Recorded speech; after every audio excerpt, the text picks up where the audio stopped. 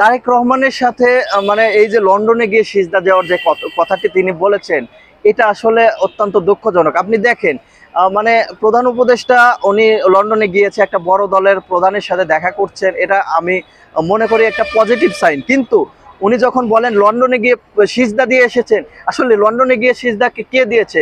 যখন জুলাই অভ্যুত্থানে আপনাদের হলের মধ্যে আটকে রেখেছিল, তখন ওনারা তারেক জিয়ার শরণাপন্ন হয়েছিল যে আপনারা আমাদের রক্ষা করেন, আমাদের বাঁচান। তখন এই যে নাহিদ কিন্তু নিজেই স্বীকার করেছেন যে জুলাই আন্দোলনের সময় তারেক রহমানের সাথে নাসির এবং রাকিবের সাথে সমন্বয় করে তারেক রহমানের সাথে মানে যৌথভাবে বৈঠক করে তারা কিন্তু এই আন্দোলন পরিচালনা করেছে। তাহলে তখন আপনারা কেন সিজদাটা দিয়েছিলেন? তখন যদি আপনারা সিজদা না দিতেন, তখন কিন্তু বাংলাদেশের এই যে পরিবর্তন, সেই পরিবর্তন হতো না।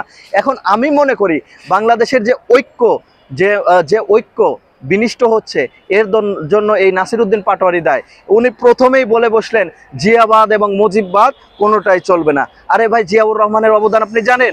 উনি গণতন্ত্রকে পুনরুদ্ধার করেছে, বাকশালী শাসন থেকে গণতন্ত্রে বাংলাদেশকে নিয়ে গেছে। তাকে আপনি বলছেন জিয়াবাদ চলবে না? জিয়াউর রহমান সম্পর্কে আগে পড়াশোনা করে তারপরে আপনার বলা উচিত। এবং জিয়াউর রহমান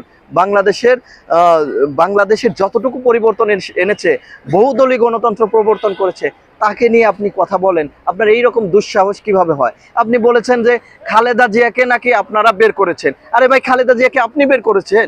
খালেদা জিয়াকে তাদের কর্মীরা বের করেছে। এখানে বিএনপি ছিল না, জামাত ছিল না। মির্জা ফখরুল ইসলাম আলমগীরের যে বক্তব্য, যে 26 তারিখের যে বক্তব্য, বলা হয় যে আমরা এখানে নাই, ছাত্ররাই এটার নেতৃত্ব দিচ্ছে।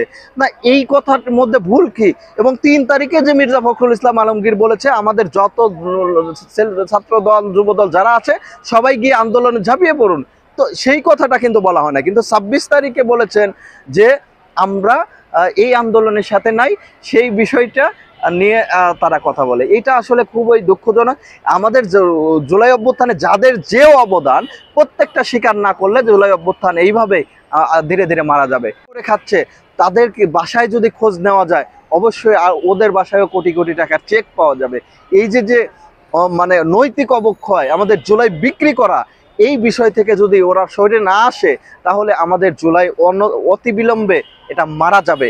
এই জন্য এই আইসিইউ থেকে জুলাই বিপ্লবকে অনতিবিলম্বে বের করতে হবে।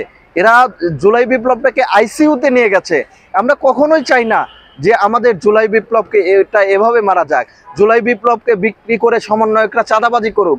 চাঁদাবাজির ঘটনা যখন আমাদের ভাইদের, আমাদের সহযোদ্ধাদের মুখে শুনি যে তারা চাঁদাবাজিতে জড়িত, তখন আমাদের খুবই কষ্ট লাগে যে কাদের জন্য, কি জন্য আমরা এই যে বুলেটের সামনে নিজেদের বুক পেতে দিয়েছিলাম।